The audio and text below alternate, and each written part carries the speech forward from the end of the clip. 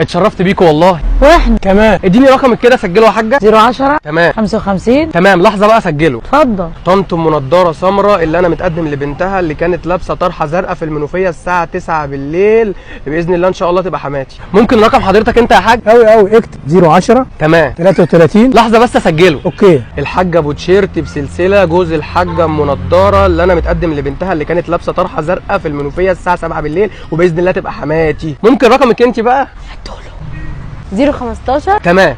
العروسه بنت الحاجه ابو تيشيرت بسلسله جوز الحاجه ام نضاره السمراء اللي انا متقدم لبنتها. لا كده الاسم مش هيكفي.